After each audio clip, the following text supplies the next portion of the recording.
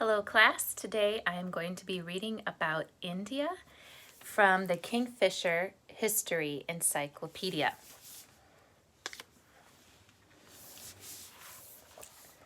This section is called the Mughals. Okay. The Islamic world was changing. India, a divided subcontinent, was invaded by the Mughals. They established a strong empire in the north of India.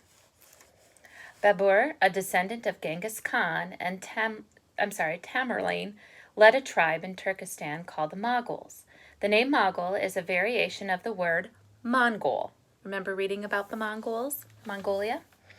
Driven out by the Uzbeks, they invaded Kabul in Afghanistan in 1504. Then they set their sights on India, a patchwork of often warring Hindu and Muslim states. After an experimental attack in 1519, 12,000 Mughals swept through the Khyber Pass into India in 1526, invading the Delhi Sultanate, the greatest power in India. Here's a picture, and of course it's a drawn picture. Babur, born in Turkestan, was the first Mughal emperor in India. He died in Agra. Okay. Now, extending outward from Delhi, the Mughal Empire grew to cover all of northern India and much of central India. Although it was Muslim-ruled, it accommodated the many faiths and cultures of India. Okay, and here's the map. And you can see Babur's empire is outlined in red. And then soon we're going to be reading about Akbar. And his will be outlined in this purplish color. Okay? Babur and his followers were Muslims. When they invaded India, the Ottoman Empire supplied them with guns and soldiers. Babur's troops also rode swift horses, which easily outmaneuvered the Indians' slower elephants. This helped them defeat a much larger Indian army at a battle in which the Sultan of Delhi was killed. After this victory, Babur made Delhi his capital. When Babur died in 1530, his son Humayun became ruler. And then here is a painting that I want to show you right here.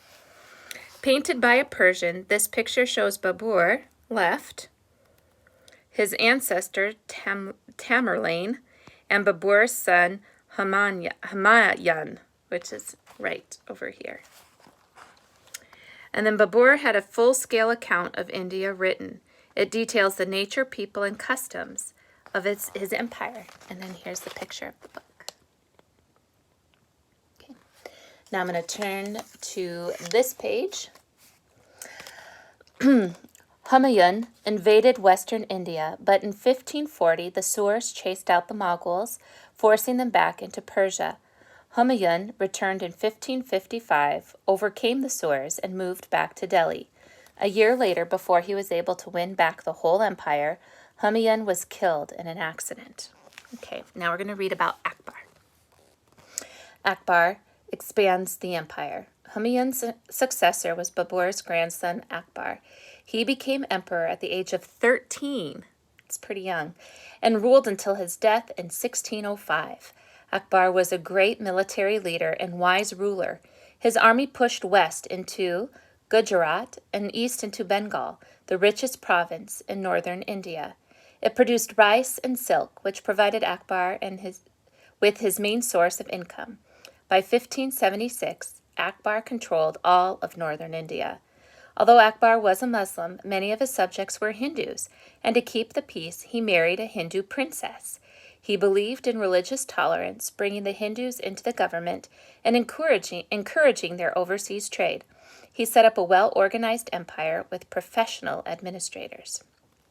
Now we're going to read about Mughal greatness. During this period, India traded profitably with Africa, the Ottomans, Europe, and the Far East. By this time, the Portuguese had trading posts and ports in India. The country also had the world's largest textile industry. Akbar welcomed Christian Jesuits and Persian artists to his court, and he tried unsuccessfully to create a new religion for India. He built schools for children as well as a new capital city at Fatehpur Sikri. The city combined Muslim and Hindu styles of architecture. Now let's read a little bit more about Akbar, okay? Akbar inherited the Mughal Empire at the age of 13, and he ruled for nearly 50 years. He invaded Rajasthan, Gujarat, Bengal, Kashmir, and the Deccan to rule most of India. He taxed farming peasants less, encouraged traders, and introduced a very efficient government and military service.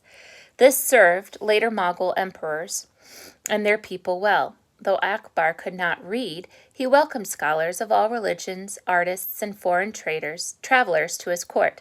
His greatest success was in making peace with the Hindu majority of the Indian population, ending many Hindu-Muslim conflicts. Akbar believed in religious toleration. His own beliefs included ideas from different religions. In 1575, he set up the Center for the Study of Religion through the exchange of ideas. Akbar found, however, that the scholars were not as broad-minded as he had hoped. Each one argued without really listening to anyone else's point of view. Although some local rulers rebelled against Akbar's rule, they were soon defeated. Here, the rebel, let me read this, Bahadur Khan is shown yielding to Akbar. And then remember when we talked about that city with the Mughal greatness? He tried to make a city, or he built a capital city, and it combined Muslim and Hindu styles. So here it is again, Fatehpur Sikri. Akbar built a capital city with a mixture of Muslim, Hindu, and other architectural styles as the center for his new religion. He was buried in this tomb. And so you can see it's a very interesting looking tomb, isn't it? Yeah. All right. Well, I hope you have a wonderful day. Thanks for listening.